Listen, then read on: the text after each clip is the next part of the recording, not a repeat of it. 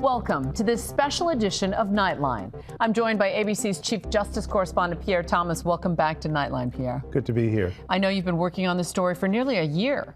Indeed. Juju, this is truly one of the most terrifying stories I've ever covered in my 30 years as a journalist.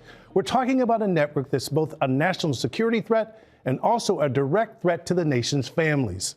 It's a story of pure evil, a network that seeks to sow chaos in our society, one child at a time.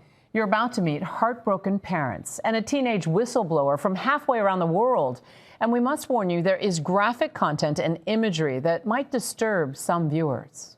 The darkest corners of the internet, terrorizing the most vulnerable in the most unexpected places. If it's happening here, it's happening everywhere and anywhere.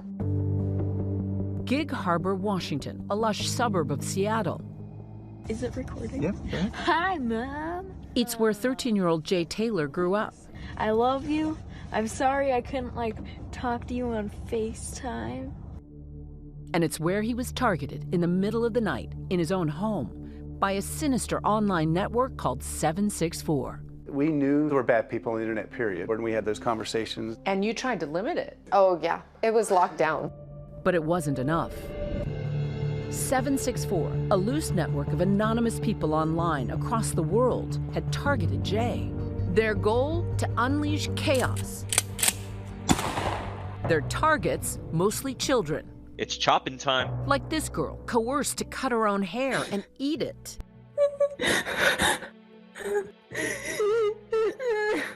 One of the worst offenders of grooming and extortion. The FBI calling 764 one of the biggest emerging threats.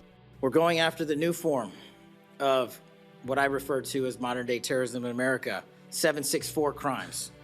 Each and every one of the 55 FBI field offices across the country are investigating 764-related cases. Charges ranging from animal cruelty to child pornography to murder and even alleged terrorism.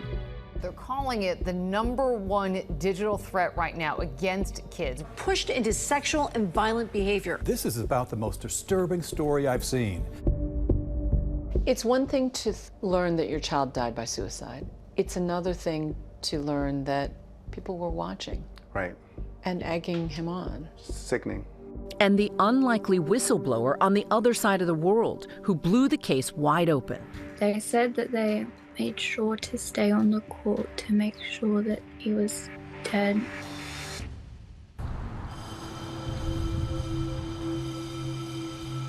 What happened to Jay Taylor still haunts his parents 3 years later. This is probably one of our favorites. Oh, my goodness. We call this the 100 Bobs. Jay had fallen in love with arts and crafts at a young age and started selling his creations on Etsy.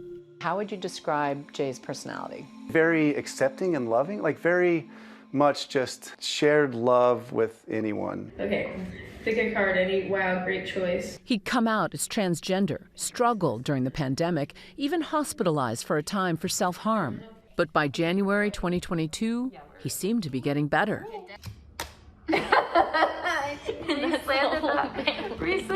Finding what he thought was a safe community of friends on the social media platform Discord.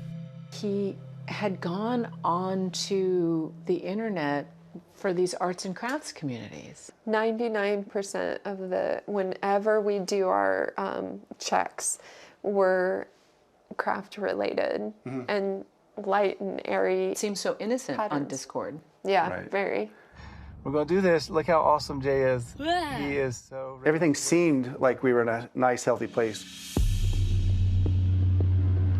Then early one morning, the police came to their home. Jay had taken his own life. What went through your mind when you heard that? Just completely stunned. Jay's not in my life anymore. I couldn't grasp that. But a few days into their grief, what Jay's parents discovered would launch a murder investigation. There's someone from Australia that's contacted me saying there was something going on when Jay died. And sure enough, this Australian teen had the actual video captured. That teen in Australia alerting Jay's parents to what really happened. Jay was allegedly coerced on Discord into taking his own life by a member of 764. Jay had posted, "I'm looking for friends. preferably LGBTQ for crochet buddies. His parents say a 764 member masquerading as a crochet pen pal befriended him. But that seemingly innocent beginning quickly escalated. Authorities say ultimately 764 members bullied him into live streaming his own suicide. You could see they were interacting and watching and typing and watching, saying things like, "Oh, take your clothes off, it'll be hotter." Just sickening. They were sending the video around. Lily is the Australian teen who saw the gruesome episode. Lily is a nickname. We're not showing her face to respect her privacy. She too says she was targeted by 764 members. I hated that I was added to that group chat, and I wish it never happened. They were saying horrible things, misgendering him, calling him fat. They said that they got him to kill himself, and they were saying in the group chat that they wanted to do it to someone else. So it was as if they were bragging about it. They definitely were. Authorities say members of 764 eventually manipulated Jay to hang himself from a grocery store fence at 4 in the morning on January 17th, 2022. They took advantage of Jay's loneliness and his kindness, and then they completely preyed on his insecurities. I just think about how I don't want it to happen to anyone else. You reached out to Jay's parents that these people need to be stopped. I couldn't just do nothing about it.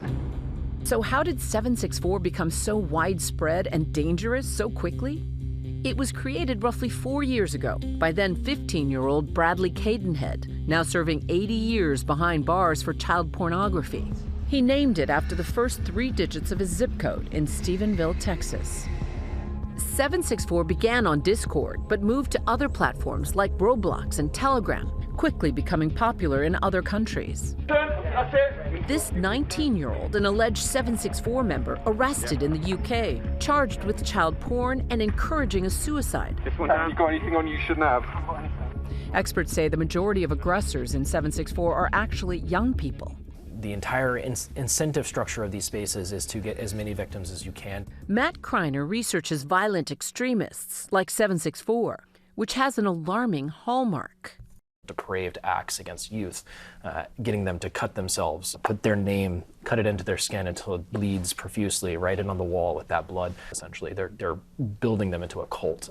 Kreiner says 764 has a clear blueprint of recruitment, finding vulnerable targets online, gaining trust, exposing them to violent material, then extorting them. And they'll say, okay, I know who you are.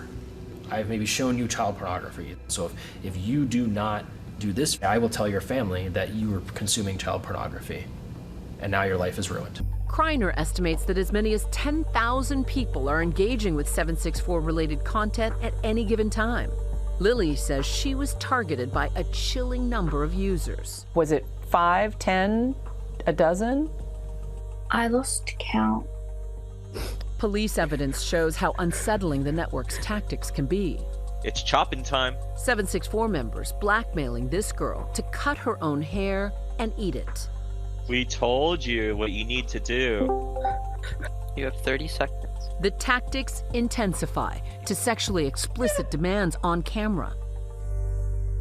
Back in Gig Harbor, Lily becomes the linchpin in the investigation after she tracked down Jay's parents and handed over the suicide video. Investigators call her a hero. I don't think we'd be here if she hadn't come forward. Former FBI Special Agent Pat McMonigal and his colleagues had to watch the video over and over. We had done a lot of research to try and figure out who had seen that video and who was in the group, who was bystanders, who was witnesses, who were the perpetrators. After months of digging, the trail of clues led to a Discord account with the alias White Tiger, linked to an address in Hamburg, Germany. So tell me who White Tiger is. He was, at the time, a minor. A teenage medical student. Teenage medical student. And so we thought, well, this can't be right. He refers to himself as a pedophile. What do you think motivates these guys? And I would imagine some girls. And they've done this self-radicalized process, desensitize themselves to all violence. And we'd found him with pictures of him with swords and in Nazi uniforms and, with swastika flags and things like that. Authorities say White Tiger is an Iranian German named Shahriar. They say he was 17 when he allegedly pressured Jay to take his own life, and that he used other 764 victims to carry out some of his alleged crimes. It's almost considered a prize to get another child to die by suicide. Yeah, take just their sick. own life. Yeah, he saw him as a pawn in a video game, basically. It's almost biblical in its definition of evil, what happened. In the U.S., there are no federal laws criminalizing such coerced violence. But McMonigal and his partner went to Germany, where White Tiger could be charged with murder. We knew really everything about him. And yet for you... We crawled in his life, and yet nothing was happening. It was just hard mentally, too. And I was just struggling with it. After nearly 20 years in counterterrorism, Pat McMonigal retired in 2024. Jay's case was his very last. In June, police in Germany arrested the man they believe is White Tiger, charging him with Jay's murder and more than 200 counts of sexual abuse and violence against 30 victims in multiple countries. He's denied all charges. What's the punishment that he deserves? I'm not one for the death penalty. At the same time, it's like if he does get in prison, he should never get out. The Taylors are now turning their attention to what they believe is an even more dangerous enabler, Discord. The family is planning to sue. I know what killed Jay. It was Discord. Because that was the doorway that these bad guys that we would never let into our home. They allow users to run scripts on their system that will eradicate their footprints, will delete everything they were saying to Jay. Discord allows users to hide evidence of foul play on their system, and that attracts these type of organizations to just fester and grow and emboldens. When asked for comment, a Discord spokesperson told ABC News the company does not endorse third-party tools used to delete messages, and that 764 has no place on Discord or anywhere in society, adding that Discord uses a range of tools, including machine learning and human content moderation, to proactively detect and remove content that violates our policies. I really don't know what we could have done differently with him. The Taylors are hoping their son's legacy will shine a light into the darkest corners of the internet. I couldn't live with myself not making this push now, making it public, because if I read a story like Jay's, after Jay's passed, we failed Jay.